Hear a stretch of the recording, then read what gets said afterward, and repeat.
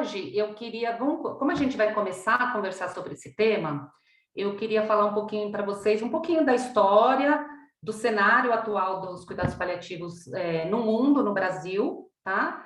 E por que que é importante aprender cuidados paliativos quando a gente está falando de geriatria, né? A gente tem sempre uma percepção, talvez, que cuidados paliativos são mais para pacientes oncológicos, né? E que nem todos os nossos pacientes geriátricos serão oncológicos. Então, por que que eu preciso aprender alguma coisa sobre cuidados paliativos? A nossa intenção aqui não é tornar ninguém paliativista, ok? Mas a gente tem que parar a partir do princípio que todo geriatra, no fundo, é um grande paliativista, tá? Porque todos os nossos pacientes, mesmo aqueles que vêm para talvez um envelhecimento saudável, em algum momento na sua trajetória, eles vão desenvolver algum tipo de doença, tá? Doenças crônicas, e provavelmente algumas dessas doenças crônicas serão incuráveis. E em algum momento você vai paliar essas doenças, né? Eu sempre brinco que se você parar para pensar que o conceito inicial de cuidados paliativos é o atendimento a pacientes que têm doenças incuráveis e ameaçadoras da vida, aí a gente já está incluso a diabetes, a hipertensão, né, a insuficiência cardíaca, não está só os pacientes oncológicos, porque se eu tenho um hipertenso que ele é mal controlado, ele vai ter um desfecho, né, talvez não satisfatório. Então, quando você entra com um tratamento de hipertensão, não é um tratamento curativo, né, é um tratamento paliativo, certo? É que a gente tem o conceito de que o paliativo, eu sempre brinco, o paliativo, ele é um nome meio infeliz, né? Porque quando a gente fala paliativo, a primeira coisa que vem na cabeça da gente é o chiclete no pneu furado, né? É aquele que a gente tem um pneu furado, eu vou fazer um negocinho paliativo aqui que é para chegar em casa, mascar o chiclete, bota no buraquinho e aí eu vou chegar até em casa. E é isso que eu quero começar a desmistificar com vocês, tá? Que o paliativo não é o chiclete no pneu furado, ele é mais do que isso, tá bom? Então, eu quero começar aí pela história dos cuidados paliativos, tá? Tudo começa junto com a história da medicina, né? E quando que começa a medicina? Lá na pré-história, lá na era romana, né? Nessa época, na pré-história, na era romana, o fato de cuidar de alguém era feito pelos curandeiros, né? Geralmente homens ou mulheres que tinham um poder especial, que se acreditava num poder especial, e que esses é que cuidavam através de ervas, de ritos, das pessoas doentes, né? E junto com as pessoas doentes, aqueles que acabavam ficando moribundos e acabavam morrendo. Geralmente esses até tinham os ritos de passagem, né? Então isso vem ao longo do tempo. Lembrar que nessa época muito antiga, o cuidar fazia parte de um grupo, tá? Então, o grupo tinha que cuidar em si, assim como uma matilha, né? Um lobo tem que cuidar dos outros lobos. Para quê? Porque é um instinto de sobrevivência, tá? Então, tudo começa aqui. Na verdade, a medicina, porque se eu cuido daquele que está doente, eu acabo cuidando do grupo todo. Eu preciso daquele indivíduo para continuar a sobrevivência. E preciso daquele indivíduo bem para não passar aquele mal que a gente não sabe o que é, para os outros indivíduos e acabar com o grupo inteiro, tá? A história dos cuidados paliativos mesmo, a gente começa, o nome palio vem exatamente dessa época, tá? Na época das cruzadas, lá na Idade Média, os cavaleiros, eles usavam esse manto que vocês estão vendo aí na figura. E esse manto, ele era um manto para proteger das intempéries, né? Do vento, do sol, da chuva. E é daí que vem esse nome, o palio, palium, né? E aí vem o palio, o paliar. O que que é o paliar?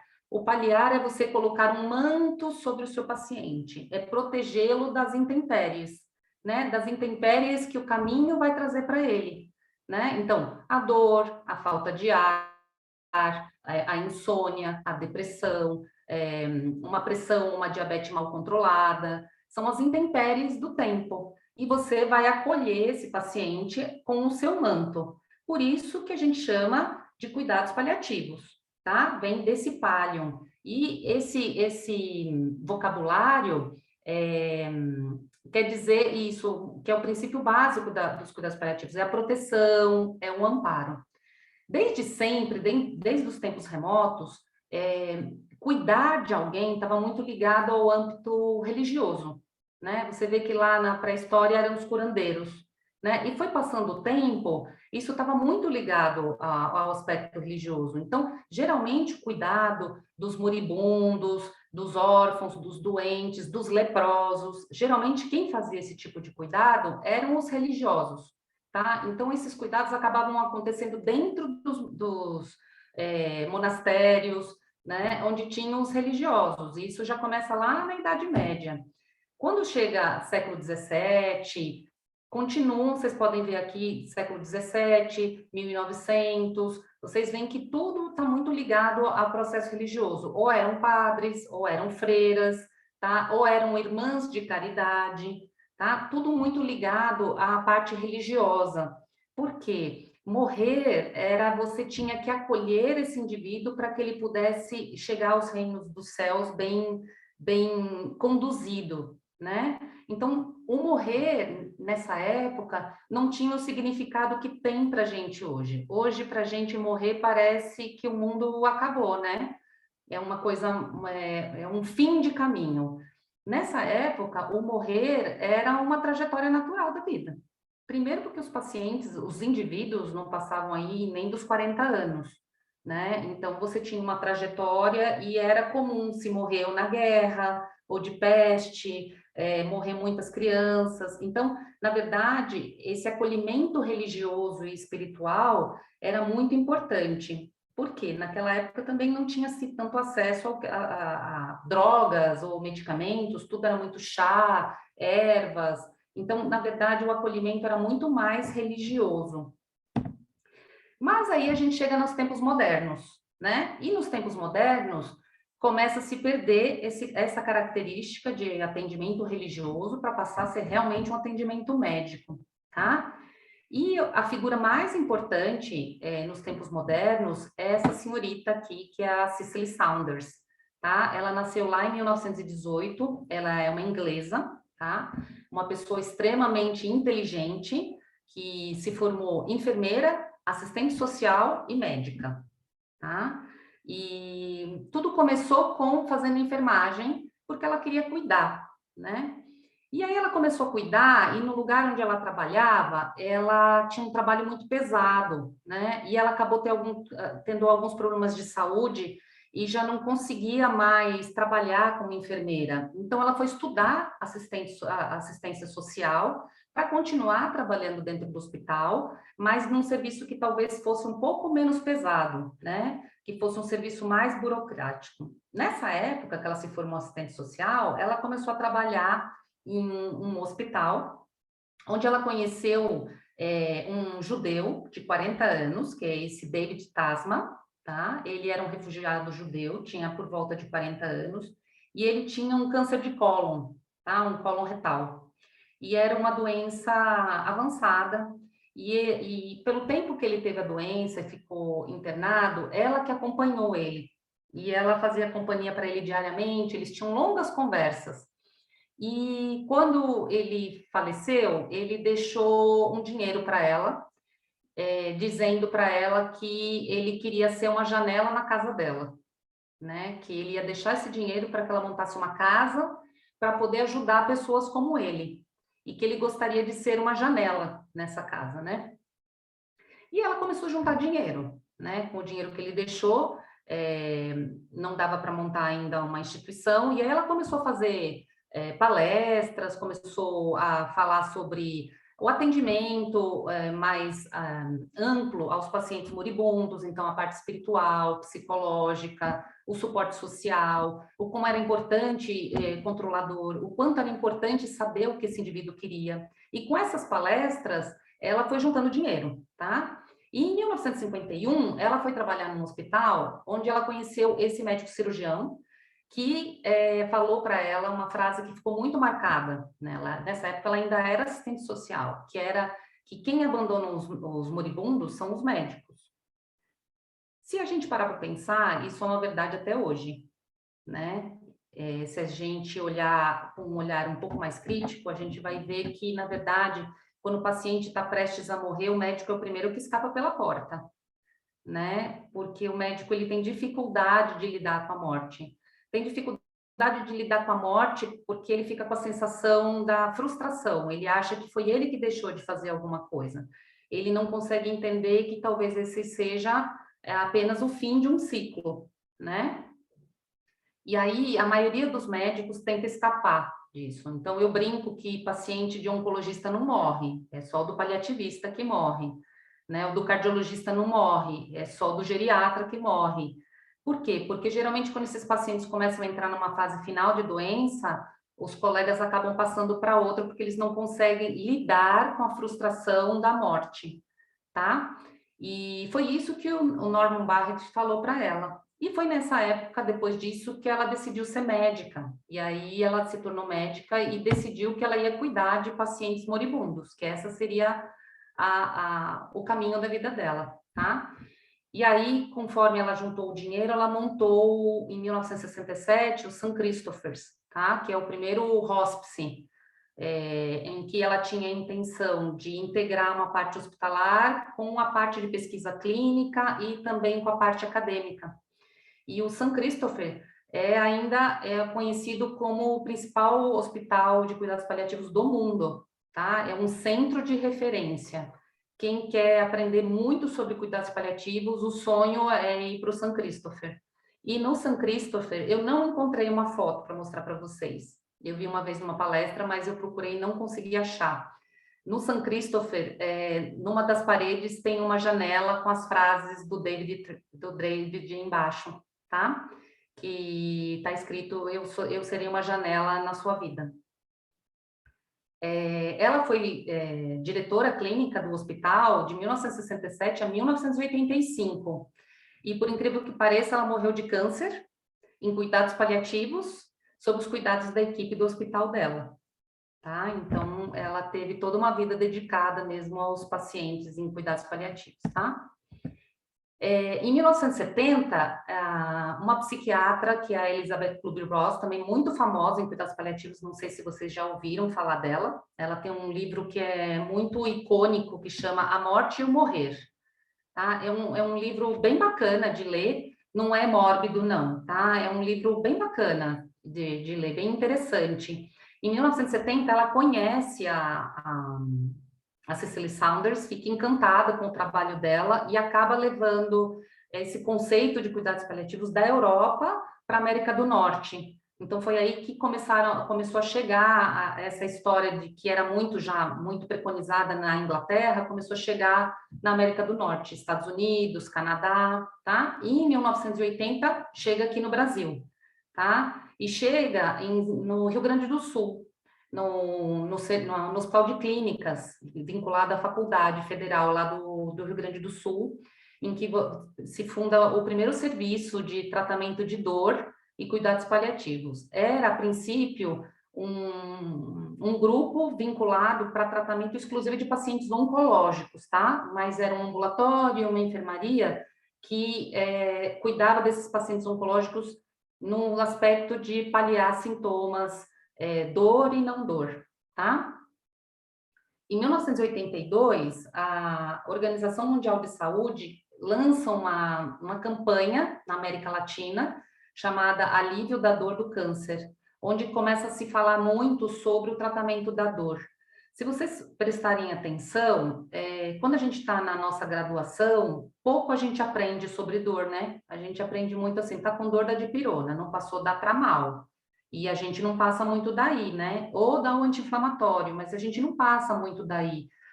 Na graduação, a gente acaba não aprendendo muito sobre dor.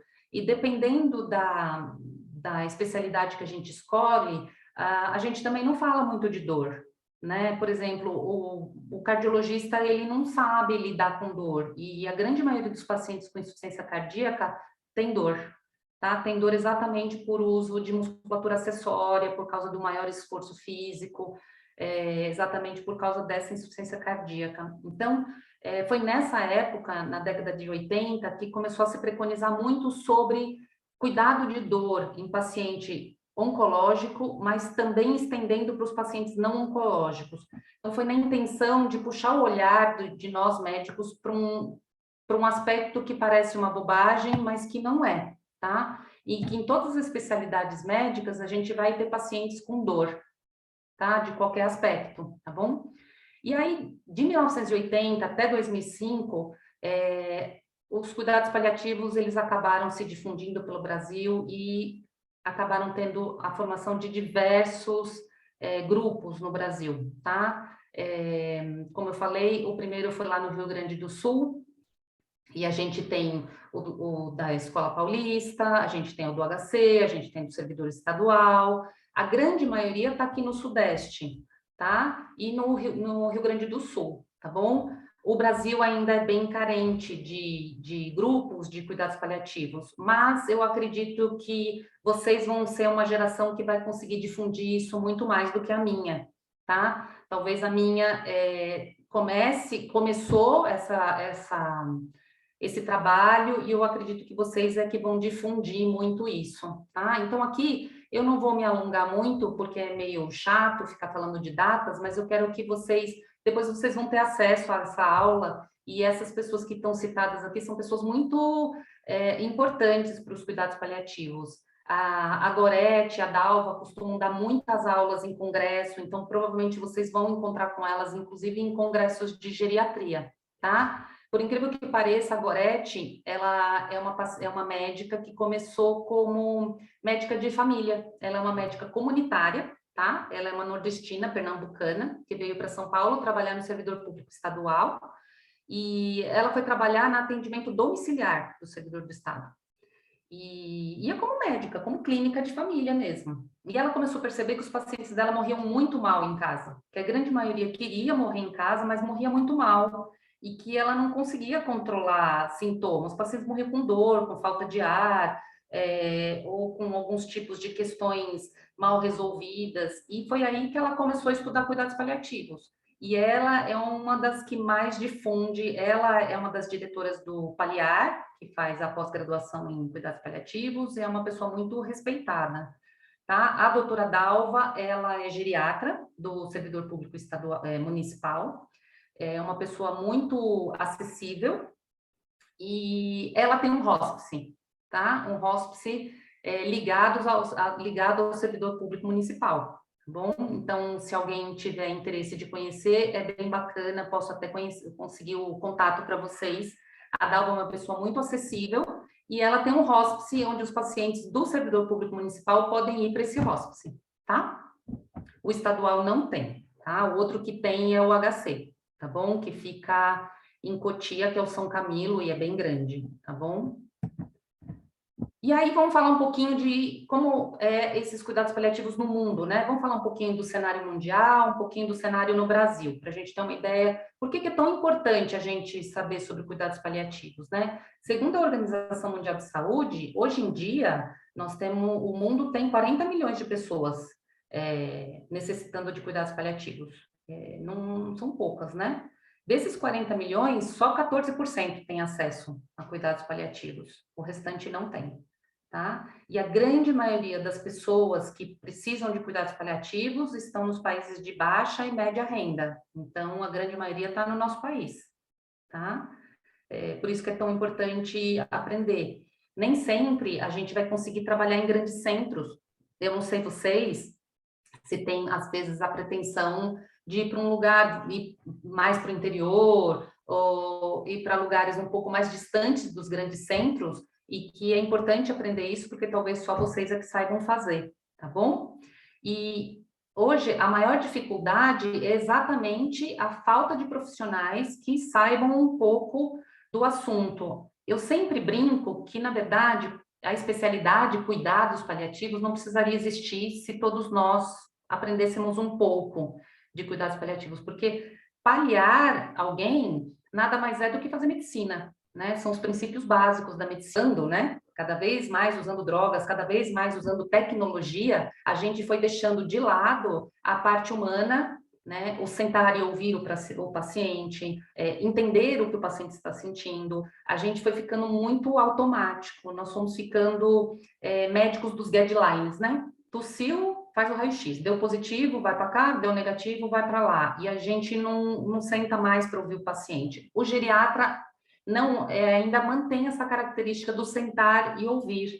Por isso que eu sempre falo que o geriatra é, de base, um grande paliativista, porque a gente escuta os desejos, a gente escuta as demandas, a gente presta atenção na biografia desse indivíduo, quem cuida desse indivíduo, né? E com isso cria estratégias de um melhor tratamento, tá?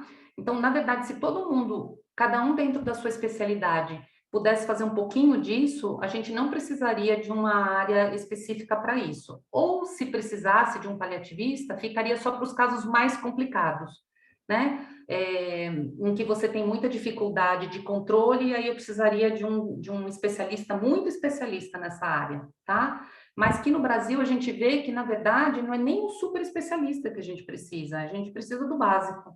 Por isso que é tão importante a gente trazer isso para a nossa graduação, tá?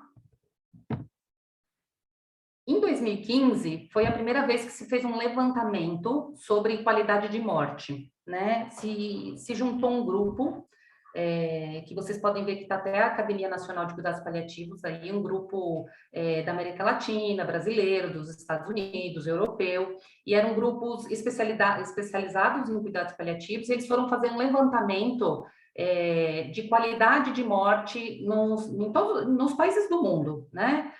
Cada academia tentou, cada sociedade tentou fazer um levantamento da sua área, juntaram todos esses dados e a gente tem aqui um ranking, né?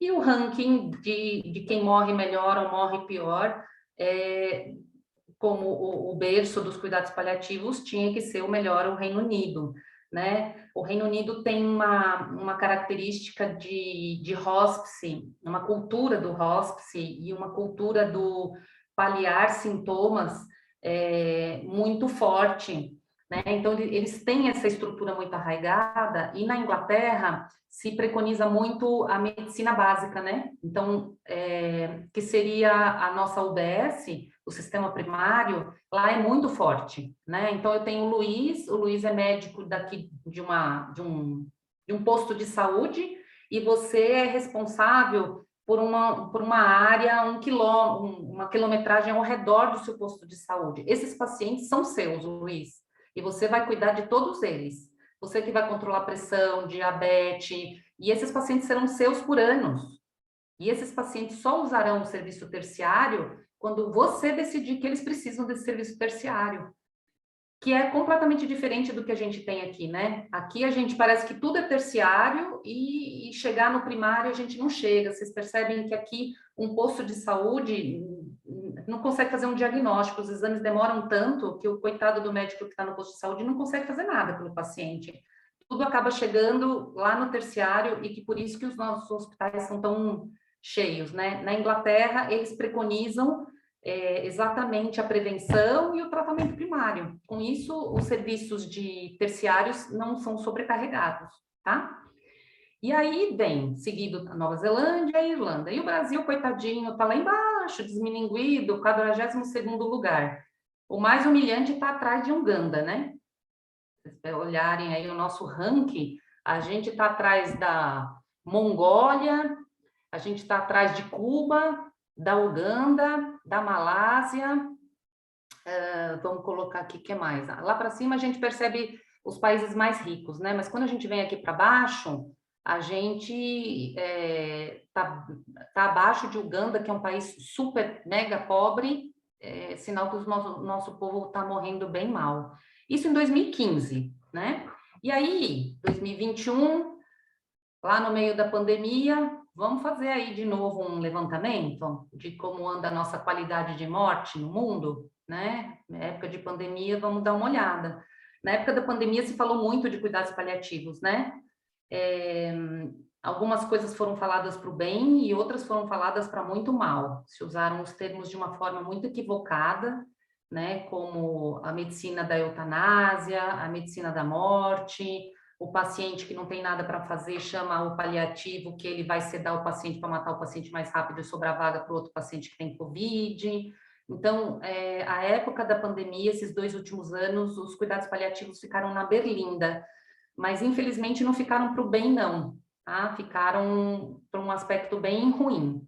E dentro desse levantamento, eles fizeram um levantamento incluindo 217 países, tá? E territórios que eram identificados pelo Banco Mundial, somando Hong Kong e Taiwan, tá?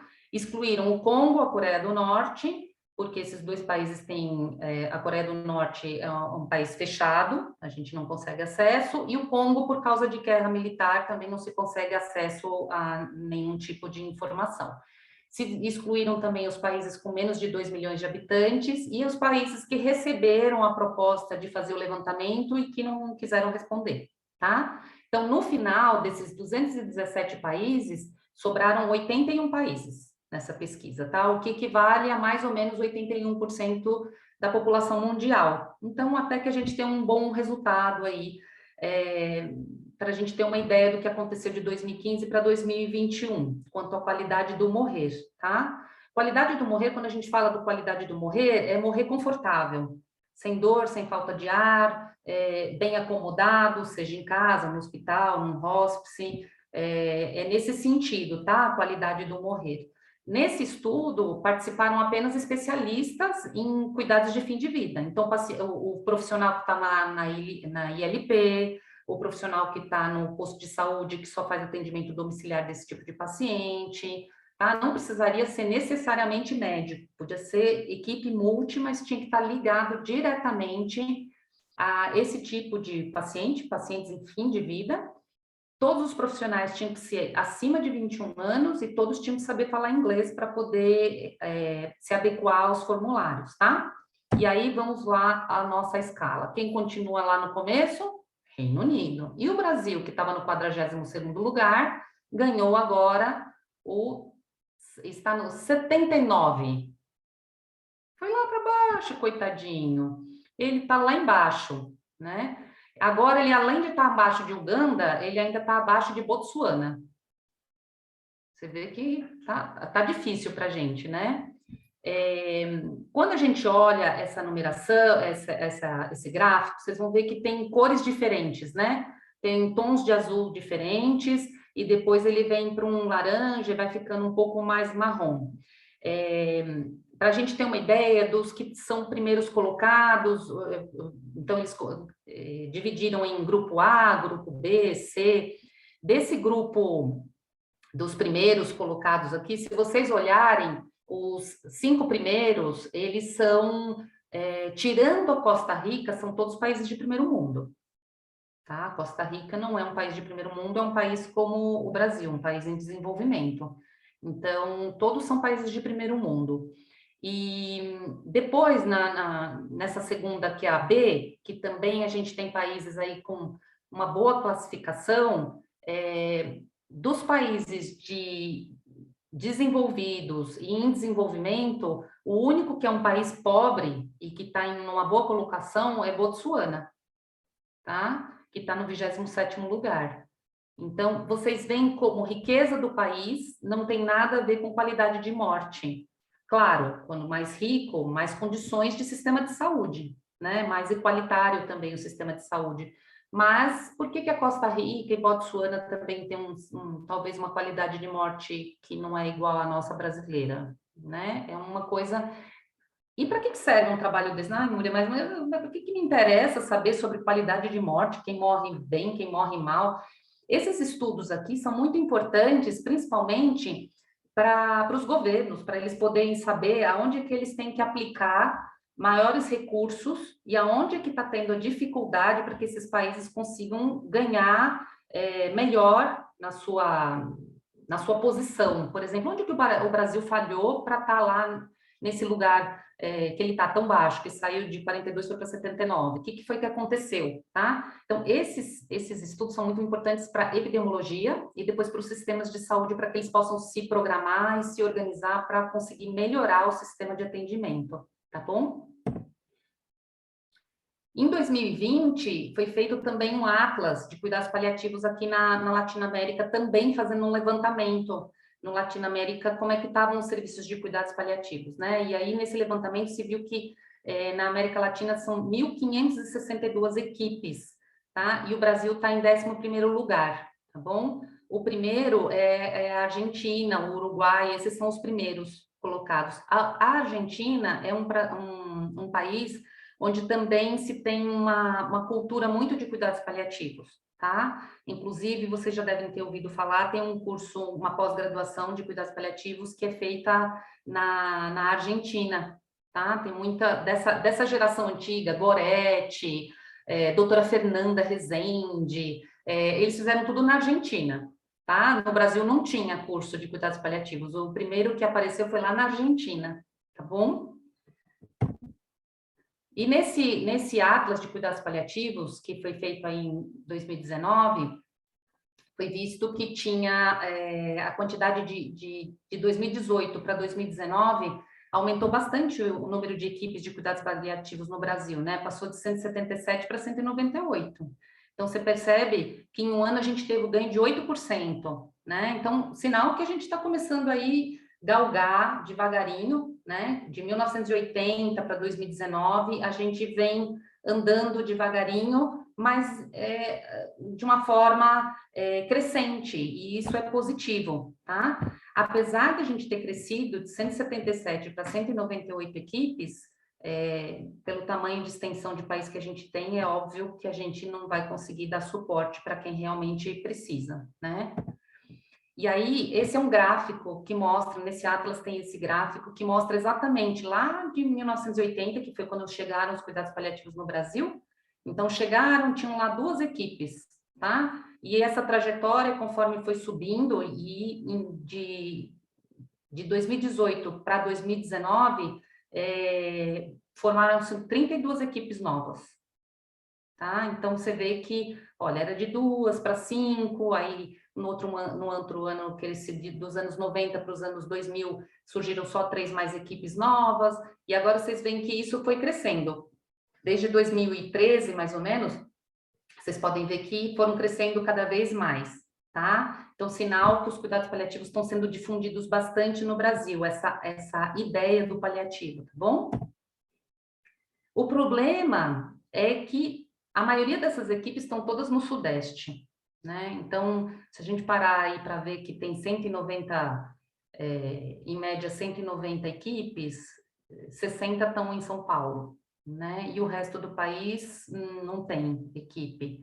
Então, e geralmente tem estados aí, a gente sabe que nós temos estados muito maiores do que São Paulo, né? Então, a gente vê como é insuficiente e como tem área, né, para crescer, como a gente pode ainda fazer muita diferença, tá? E é importante, como eu falei para vocês, aí a gente chega naquele dilema, né? Tá bom, não cuidados paliativos, controle de dor, de dispneia, e o que eu tenho a ver com isso, né? Eu sou geriatra, então vamos lá, né? A gente sabe que a expectativa de vida está crescendo no mundo, né? E no Brasil, muito mais, né? Em 1940, segundo o IBGE, a média de vida era de 45 anos, tá? Em 2018, 2017, 2018, a média passou para 76 anos. Então, vocês veem que de 1940 para 2018, a gente cresceu uma expectativa de vida 30 anos, tá? A previsão é que em 2060, a média de expectativa de vida seja 77,9 para os homens e 84,2 anos para as mulheres. O que significa que em 2060, praticamente 58 milhões de idosos nós vamos ter no Brasil, que é referente a 1/4 da nossa população. Então, nós, geriatras, se a gente viver até 2060, a gente vai ter um monte de paciente para a gente cuidar, né? E esses pacientes com 77, 84, né? A gente sabe que conforme vai aumentando o envelhecimento, vão aumentando as doenças crônicas, né? E junto com as doenças crônicas, a gente tem que sempre olhar o perfil do nosso paciente, né? A gente tem lá o nosso paciente fit, o nosso paciente vulnerável, o nosso paciente frágil, né? O que cada um a gente vai poder fazer, tá bom? E aí que vamos falar sobre cuidados paliativos, é um manualzinho da SBGG, tá bom? Se vocês entrarem na internet, vocês conseguem baixar. É bem bonitinho, tem bastante gráfico, é bem fácil a leitura e mostra exatamente como os cuidados paliativos e a geriatria falam a mesma língua, tá? Os conceitos, se a gente for olhar, são exatamente os mesmos. Então, olha, reconhecer que o objetivo do cuidado é a pessoa e não a doença. A função dos dois é promover a autonomia, intervir desde a independência até a total dependência, buscar otimizar a capacidade funcional com ênfase no conforto, exigem abordagem multi-interdisciplinar, identificam e valorizam a heterogeneidade das pessoas, lidam com as comorbidades como situações próprias do fim de vida e aceitam a finitude do ser humano, tá? Então, vocês veem que esses conceitos, eles são os mesmos, né? Ser paliativista e ser geriatra são os mesmos preceitos. Nós trabalhamos vendo a biografia desse indivíduo, os valores desse indivíduo, o perfil físico, emocional, social desse indivíduo e o que a gente pode intervir para que esse paciente tenha uma longevidade com qualidade de vida. Eu, quando atendo meus pacientes, eu sempre falo, a minha função aqui não é fazer o senhor viver muito, a minha função aqui é fazer o senhor viver bem, o tempo que o senhor tiver que viver. Isso vale para nós, geriatras. Esse é o nosso foco principal. Ninguém aqui quer levar o velhinho até 100 anos acamado, com sonda, cheio de úlcera de pressão. Aí não vale a pena viver 100 anos assim. É melhor que ele tivesse vivido 80 andando de bicicleta, levando os netos no parquinho, né, podendo escolher o que quer comer, indo dormir na hora que quer. Esse é o nosso trabalho como geriatra e esse é o nosso trabalho como paliativista, tá? Dar qualidade de vida para o tempo de vida que esse indivíduo tem, tá bom? E aí, eu trouxe esses dois gráficos que também estão nesse manualzinho, tá? Esse primeiro gráfico que vocês veem aqui, ele é bem clássico. Quando vocês forem assistir qualquer aula de cuidados paliativos, eles vão colocar esse gráfico, tá bom? O que eu achei bem bonitinho desse gráfico é que aqui eles fizeram uma intersecção com a geriatria, né? Deixa eu ver. Vocês conseguem ver minha setinha? Consegue? Tá. Então, ó, se vocês olharem, tá? Aqui é o tempo de vida, tá? E aí, o tempo vai passando e, claro, a gente vai envelhecendo e vai ganhando as doenças crônicas, certo? Então, conforme o tempo vai passando, a gente vai ganhando as doenças crônicas e aquele tratamento que aqui era um tratamento modificador de doença, vai passando o tempo e a gente vai percebendo que o tratamento de modificador de doença, que é essa área azul clara, vai diminuindo e o que eu consigo paliar vai aumentando, certo? Então, por exemplo, deixa eu dar um exemplo aqui. Eu tenho um paciente que tem... Vou dar um paciente oncológico que eu acho que é mais fácil da gente pensar como é que eu explico esse gráfico para vocês. Eu tenho um paciente que aqui eu faço o diagnóstico dele de um câncer de próstata, tá bom? Então, nesse ponto aqui, eu começo radioterapia, quimioterapia e começo o tratamento oncológico dele. Vai passando o tempo e essa doença vai progredindo e aí, o que acontece? O tratamento modificador de doença vai diminuindo, né? Ele já não responde tão bem à quimioterapia, ele já não responde tão bem, já não dá mais para fazer rádio, a hormonioterapia, ele já não está ficando tão bem, e aí o tempo vai passando, ele vai ficando mais idoso, e o tratamento modificador de doença já não é mais o mesmo. Mas eu consigo ir paliando esses sintomas. Né? Então, ele teve uma fratura de vértebra, eu consigo ir tratando, controlando a dor, fazendo com que ele não tenha novas fraturas, né? Fazendo intervenções para que ele continue tendo qualidade de vida, mesmo com uma doença que continua avançando. Eu tenho um diabético aqui, então aqui eu faço o diagnóstico de diabetes e eu começo a usar os nossos esquemas aí de tratamento, dieta, atividade física, medicamento. Vai passando o tempo, e a gente percebe que às vezes eu preciso ir trocando a medicação, né? Aquele paciente envelheceu, eu já não consigo fazer a mesma atividade física que eu conseguia fazer antes, né? E aí, aquele tratamento modificador de doença já não é tão efetivo. Então, eu preciso começar com um tratamento que seja de suporte, ou melhor, paliativo, para que ele possa ter uma sobrevida maior com qualidade de vida. É sempre importante que os cuidados paliativos se iniciem junto com o tratamento modificador de doença. Uma coisa não pode estar desvinculada da outra. Por quê? Porque eu estou aqui, vamos dizer que eu estou aqui no meio desse gráfico aqui. A doença, ela tem picos, né? Eu tenho um DPOC, ele não agudiza? Ele agudiza, vem aqui para cima, aí eu trato, ele desce, aí depois ele agudiza de novo, eu trato, ele desce. Aí depois é aquele paciente que vai cronificando, começa a ser O2 dependente, eu não consigo mais tirar do O2, então ele é sempre aquele que cronifica, está sempre ficando com uma debilidade cada vez maior, mais dependente. Esse paciente, ele é o mesmo, só que em fases diferentes da vida dele. E é isso que vai acontecer aqui. É o mesmo paciente, só que o tempo vai passando e a doença vai mudando o seu aspecto. Aquilo que eram só exacerbações, agora passa a ser uma coisa mais crônica.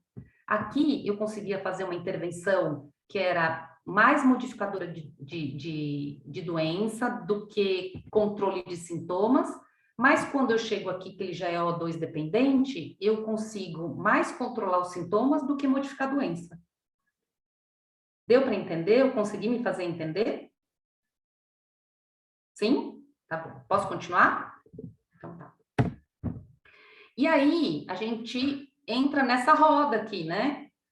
Nesse gráfico aqui, que é o que vocês estão passando agora, né? Olha aqui o geriatra passando por tudo isso. Instituição de longa permanência, hospital, domiciliar, um ambulatório. O paliativista, ele está em tudo isso também. Ah, mas tem um paliativista lá dentro da terapia intensiva? Tem. O paciente de UTI não sente dor, não sente falta de ar? Tem sim, né? Eu preciso paliar determinadas coisas lá dentro da UTI também. E na emergência? Na emergência também. Tem que ter alguém que tenha, não precisa ser um paliativista, mas que tenha noção de cuidados paliativos. Porque chegou o seu paciente com Alzheimer avançado, na emergência e ele está com uma insuficiência respiratória secundária a uma broncopneumonia aspirativa. E aí, uma pessoa que não tem uma visão paliativista, ela, a primeira coisa que vai fazer é resolver a insuficiência respiratória dele, botando um tubo, sedando e mandando para a UTI. O problema está resolvido ali. Uma pessoa que já tem uma visão um pouco maior do que essa, vai parar para pensar, vai primeiro olhar para aquele indivíduo e vai pensar, vai olhar e vai falar assim, nossa, esse cara aqui, não, esse cara aqui ainda tem uma reserva, eu acho que rola, porque ele está numa fase inicial de demência. Esse paciente ainda tem autonomia, a família, eu dei uma perguntadinha como ele era, não, doutor, ele estava bem até ontem. Ou eu olho aquele paciente todo atrofiado, caquético. Então, Alzheimer é uma doença paliativa, mas dependendo do estágio onde ela estiver, você vai instituir o tratamento adequado. E uma coisa que eu sempre gosto de falar é: tubo não tira a falta de ar de ninguém. Quem tira a falta de ar é a medicação, não o tubo. Então, eu não preciso botar um tubo para tirar a falta de ar de alguém. Você tem que saber qual é o propósito que você quer com aquele tubo, certo? Então, o importante é isso que eu falo, o geriatra e o paliativista, eles se integram porque a gente sempre pensa onde a gente quer chegar. Uma vez eu falei, acho que para o Matheus e para a Deia lá no ambulatório, que por que eu vou pedir uma colonoscopia para um indivíduo se eu sei que ele não tem performance para ir para um tratamento depois? Então, você tem que saber por que você está fazendo aquilo. Por que eu estou pedindo a colonoscopia? Não, porque se eu achar que ele tem um tumor de intestino, eu consigo mandar ele para cirurgia, eu consigo mandar ele para um tratamento adjuvante, como uma químio, uma rádio, eu consigo, ele tem performance. Esse paciente não dá conta, nem de cirurgia, ele não tem condição clínica, cardiológica, ele não tem, tá? Performance para ir para um tratamento oncológico ou cirúrgico. Então, por que eu vou pedir a colonoscopia? Ah, porque a família quer saber o que ele tem. Mas é uma curiosidade um pouco duvidosa. A nossa função é exatamente mostrar para a família que, mas você vai submeter um paciente frágil a um exame invasivo só para matar a sua curiosidade? A gente não pode tratar ele sem ser curioso? A gente consegue tratar ele, porque pode ser que eu mate ele na realização do exame. ou ele saia pior da realização do exame. Então, isso também vale lá na sala de emergência. Aonde eu quero chegar com o que eu vou fazer? Não, eu quero chegar com esse paciente, eu vou botar no tubo e ele vai sair do tubo porque ele tem musculatura, porque ele tem autonomia. Pode ser que ele não saia igual, mas ele vai sair. Agora eu pego um caquético, eu boto no tubo, aí é... Ah, mas eu fiz a minha parte. É, mais ou menos. Tá bom? Então, dentro de tudo isso aqui, a gente tem que saber aonde é que está o nosso paciente. Em que lugar ele está? Né? Ele está lá na instituição de longa permanência, se ele está lá é porque ele já é um paciente mais frágil, que demanda um cuidado maior, né? Ele está internado por um quadro agudo, então ele é um paciente com Alzheimer, mas ele tem uma fase moderada, mantém uma certa autonomia e ele pegou uma broncopneumonia. Ótimo, então eu vou tratar a broncopneumonia, controlar sintoma, vai melhorar, vai embora para casa. Mas em algum momento ele vai internar e eu sei que determinadas condutas não vão responder e eu vou ter que cuidar mais dos sintomas do que do tratamento modificador de doença. E nesse tempo, a gente vai ganhando tempo com a família. É muito importante esse vínculo familiar. O geriatra tem esse privilégio. A gente começa a cuidar dos idosos e vai ganhando esse vínculo familiar. Eu tenho vários pacientes que às vezes, por exemplo, eu já peguei lá no São Vicente, quando eu fazia paliativo lá no São Vicente, que falava, o meu médico é o Dr. Martinelli. Porque o Dr. Martinelli falou para mim que eu não posso tomar tal coisa. Porque o Dr. Martinelli falou para mim, e aí você fala, então, o Dr. Martinelli cuida do senhor há quanto tempo? Ah, o Dr. Martinelli cuida de mim há 30 anos. O Dr. Martinelli cuida dele há 30 anos, e a Zé Ruela aqui vai querer mudar tudo agora. É claro que o vínculo afetivo é com o Dr. Martinelli, talvez valha a pena eu discutir o caso com o Dr. Martinelli, né? E às vezes ele até ir lá conversar com o paciente, olha, nesse momento a gente precisa fazer diferente. Então, o paciente geriátrico é um paciente que cria muito vínculo. Vocês vão ver, eles criam muito vínculo. A Déia vai ficar grávida, vai ganhar o enxoval inteiro, né? Vocês vão ver, vocês vão ganhar presente, flor, pano de prato, boneca, porque eles têm essa afetividade, tá? Então, é importante que vocês vão criando esse vínculo, porque também quando chegar num determinado ponto, é para vocês que eles vão perguntar o que fazer, tá? E são vocês que vão conhecer demais esse paciente e saber os valores e os desejos dele, e muitas vezes são vocês que vão defender esse paciente para a família. Vão falar, lembra quando ele falou que não queria? Lembra quando ele disse que se pudesse ele não faria? E aí a família, é verdade, doutor, o senhor cuida dele há tantos anos, né? Ele falou mesmo para o senhor, e eu prometi que ia.